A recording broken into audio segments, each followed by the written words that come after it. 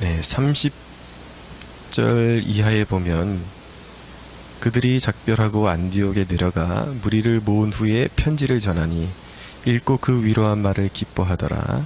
유다와 실라도 선지자라 여러 말로 형제를 권면하여 굳게 하고 라고 말씀합니다. 예루살렘 공의회를 통해서 내려진 결론을 편지에 담아서 이방인 교회에 전달하는 과정을 담고 있습니다. 그런데 그 과정에서 일어난 일들을 묘사하는데 그들이 그 편지를 읽고 위로한 말로 말미암아 기뻐하더라 라고 말씀하고 있습니다. 그리고 예루살렘 교회에서 바울과 바나바를 동행해서 이렇게 파송한 유다와 실라도 형제들을 권면해서 굳건하게 했다라고 말씀하고 있습니다. 기독교 사역의 목적, 그리고 내가 존재하는 목적, 우리 신앙인이 살아가는 목적이 무엇인가? 내게 하나님께서 허락하신 은사와 은혜들로 누군가에게 소망을 주고 영적인 기쁨을 주고 사람을 굳건하게 세울 수 있다는 일은 참으로 행복한 일입니다.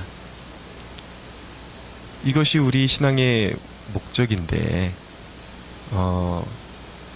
많은 사람들의 경우에는 신앙이 더해가면서 연수가 더해가면서 사람을 세우는 기쁨에 서 있는 것이 아니라 비판의식만 강해지고 결국은 그 열매가 교회를 허무는 쪽으로 나타나는 경우도 빈번하게 많습니다. 오늘 이 말씀을 통해서 우리가 말씀 앞에 우리의 신앙을 정직하게 대면해 봐야 합니다. 나와 만나는 신앙인들, 나와 교제하는 신앙인들이 이렇게 그 신앙의 모든 영역에 있어서 굳건하게 서가고 하나님에 대한 오해, 사람에 대한 오해가 풀리고 시험 들었던 영혼들이 오히려 하나님을 더 소망하게 되는 일들이 생기고 있는가? 아니면 함께 교회의 어두운 면만을 탄식하며 결국은 교회도 못 믿고 사람도 못 믿고 그 누구도 믿을 수 없다라고 그렇게 비판의식과 그리고 부정적인 면만을 그렇게 바라보게 되는 그런 열매들이 맺혀지지는 않는가. 사람들이 어떤 신앙에 대한 오해를 가지고 있을 때 여러 가지 신앙의 부분들이 있을 수 있는데 관계 부분, 그리고 어떤 하나님 앞에 섬기는 부분, 봉사하는 부분, 물질로 섬기는 부분,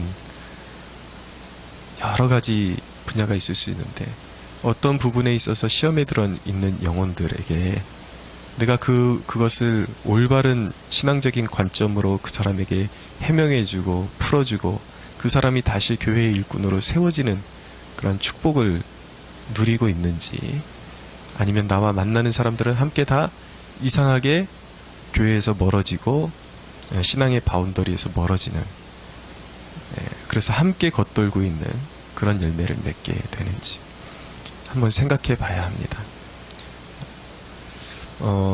만약에 나와 교제하는 사람이 나에게 어떤 영향력을 주는데 이런 부정적인 영향력만을 계속 주는 사람이 내 곁에서 나로 하여금 점점 신앙에서 더 멀어지게 한다 그러면 그 사람과는 교제해서는 안 되는 것입니다. 우리의 신앙의 목적은 선한 영향력을 끼치는 데 있고 그런 부정적인 사람들에게 오히려 내가 그런 사람들을 진리의 길로 이끌어주고 신앙의 기쁨이 될 수 있는 길로 이끌어줘야지, 내가 자꾸 부정적으로 딸려가는데 그러면 내가 그 사람을 변화시키기에는 너무나도 아직은 영향력이 미미하다라는 것을 나타내고 있는 것이기 때문에 무리하게 그 사람을 내가 어떻게 해보겠다, 변화시켜보겠다, 그러기보다는 거리를 두는 것이 낫고, 그리고 내 삶의 목적을 정리하는 것이 꼭 필요합니다. 사람들에게 신앙의 기쁨을 줄 수 있는 사람, 비록 고난이 있지만, 우리의 삶 가운데 고난이 있지만 그 고난에 허락된 하나님의 그 깊은 계획을 알게 해주고 소망을 심어주는 것이 우리가 세워진 하나님께서 우리에게 은혜를 주신 그리고 은사들을 허락하신 목적이라는 것을 우리가 이 아침에 깨닫기를 원합니다.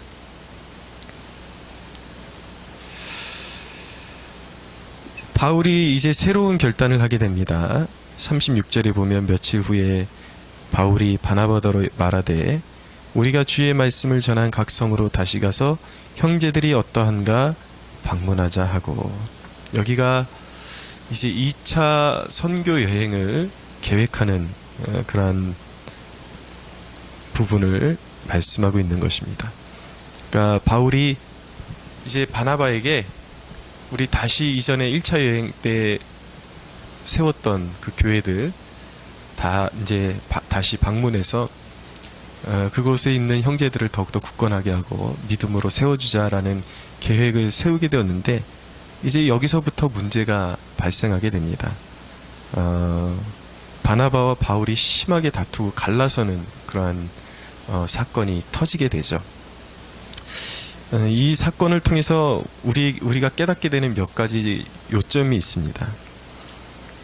하나는 바울과 바나바의 모습을 보게 되면서 하나님의 사람에게 있는 특징과 다양성이라는 것에 우리가 눈을 뜨게 됩니다. 바나바의 강점은 무엇이었습니까? 바나바는 이전에 밤빌리아에서 너무 힘들다고 바울과 바나바를 버리고 도망갔던 마가를 품고 다시 선교 여행을 떠나기를 원했습니다. 무슨 말인가 하면 바나바에게는 굉장한 포용성이 있는 것이 강점이었다라는 것이죠. 이 사람이 존재하는 곳에는 공동체가 하나 되기가 참 쉽습니다. 다 품어주고 용납해주고 어울러주고 이런 사람이 있으면 공동체의 분위기가 굉장히 아름답게 무르익습니다. 그러나 바나바에게 단점이 있다면 또 이런 사람들이 그런 강점이 있는 반면에 한 사람이 완벽할 수는 없습니다. 하나의 강점이 있으면 하나의 단점이 있기에 마련입니다. 그래서 어떤 추진력이 필요하거나 돌파력이 필요하거나 어떤 예리한 그런 분석이나 이런 것들이 필요한 일에는 적합치 않을 수도 있다는 것을 깨닫게 됩니다. 그러나 바울은 또 바나바와 좀 다른 모습을 가지고 있습니다.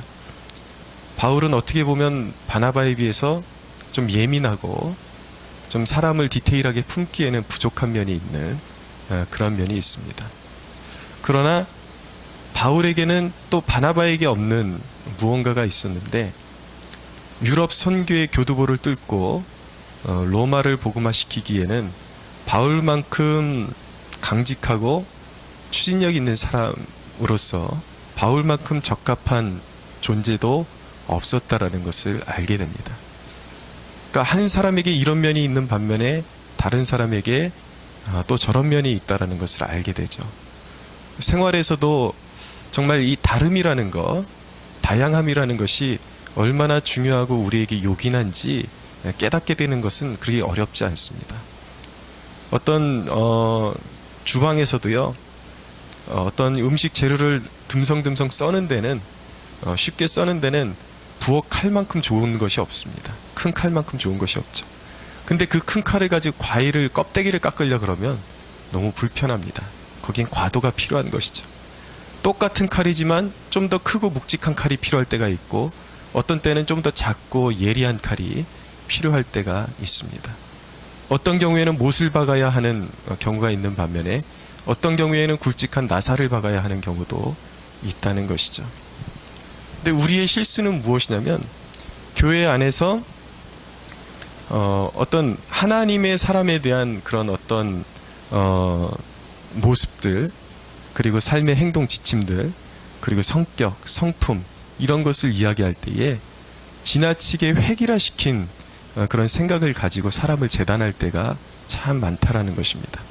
왜 저 사람은 이런 면이 없는가? 가장 교회 안에 심각한 오해 중에 하나가 온유함이라는 표현인데, 온유함 하면은 하나의 어떤 붕어빵으로 찍어내듯이 이런 사람이 온유한 사람이야 라는 그런 인식들을 버리지를 못하고 있습니다.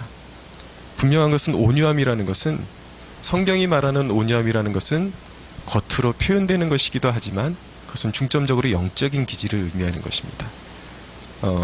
바나바에게도 하나님을 향한 온유함이 있고요.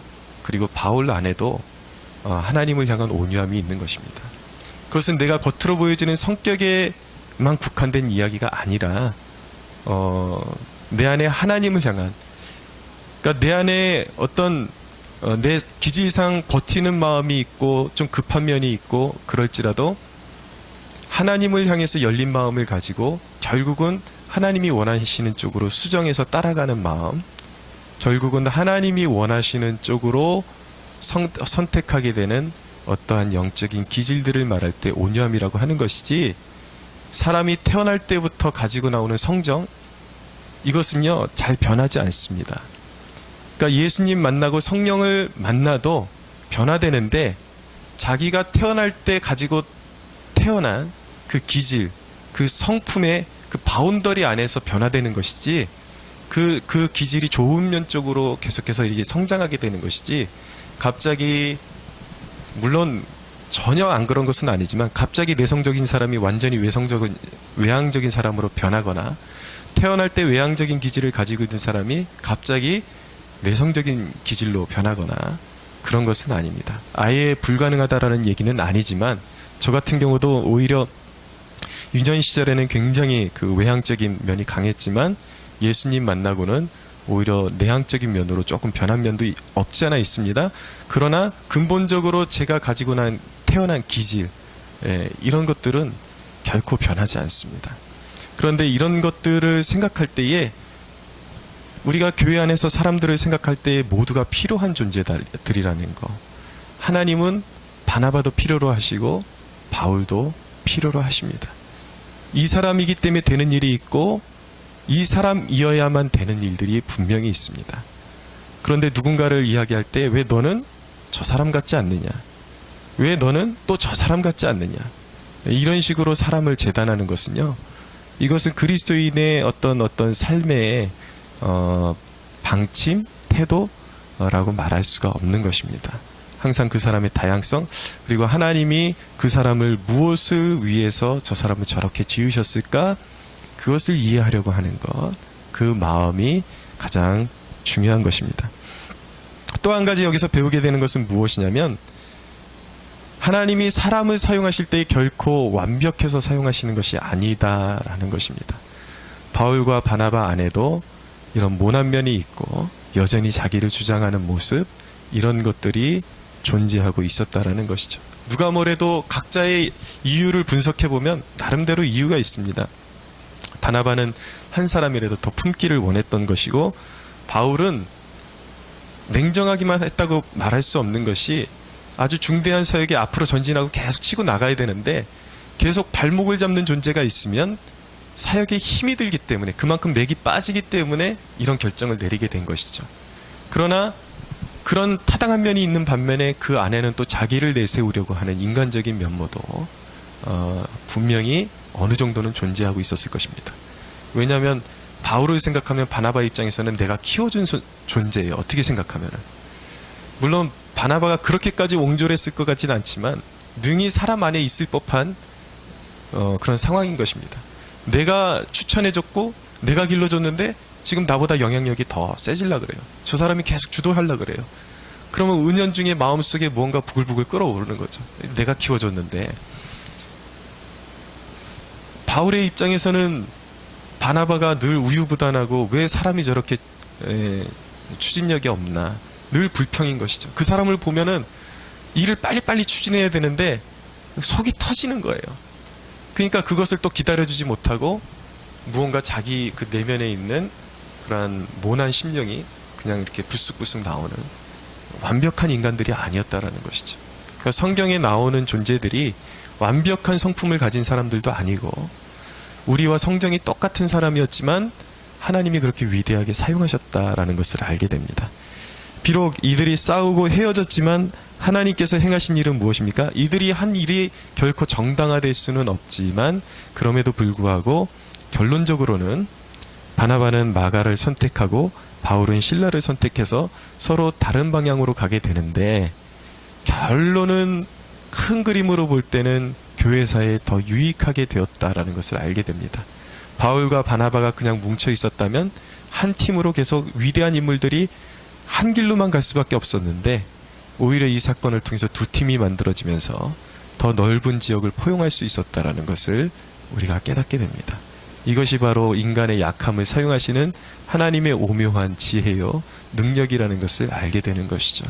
그러니까 위대함은 사실은 사람 자체에 있는 것이 아니라 그 모든 약함을 아름답게 사용하시는 하나님께 있음을 우리가 다시 한번 고백하게 되는 것입니다. 그러나 그럼에도 불구하고 이 사건을 통해서 우리가 깨달아야 되는 것은 어떠한 형태로든 이 다툼과 이런 시기와 분쟁이 교회 안에서 이런 기사를 우리가 읽게 된다 그래도 바울과 바나바도 그랬네 라는 것이 우리의 모난 면을 정당화시켜주는 도구가 될 수는 없다라는 것입니다.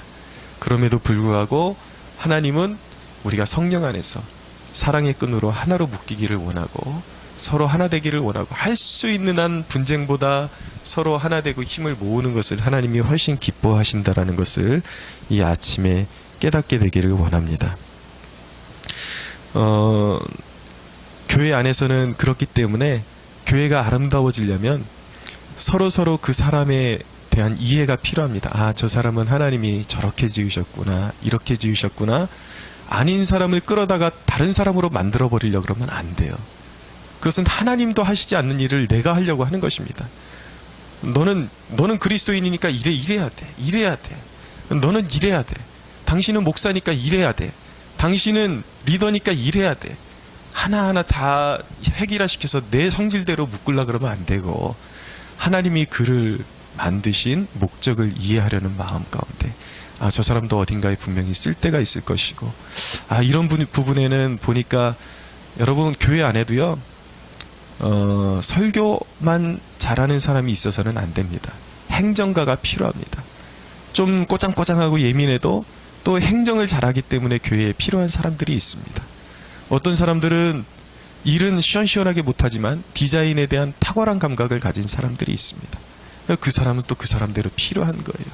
교회는 그렇게 다양하게 지어졌고, 사역자라 하더라도, 똑같은 사역자라 하더라도 단순하게 교회 관리형으로 지어진 사람들이 있는 반면에 또 어딘가 뚫고 나가야 되는 그러한 사명과 미션을 가진 사람들이 있다라는 것, 그것을 이해할 때에 하나님 나라의 아름다움과 다채로움을 깨닫고 하나님 앞에 영광 올려드리게 되는 축복이 있게 되는 것입니다. 오늘 이 아침에 우리가 이 대목을 통해서 기도할 때에 주님, 우리에게 모난 면이 있습니다. 부족한 면이 있습니다. 다듬어 주시고 또 그런 우리의 연약함을 통해서도 모든 것이 합력해서 하나님의 궁극적인 목적이 어긋나지 않고 우리를 통해서 이루어지는 축복이 있게 하여 주옵소서. 그렇게 기도할 수 있는 저와 여러분들이 되기를 예수 그리스도의 이름으로 축원합니다.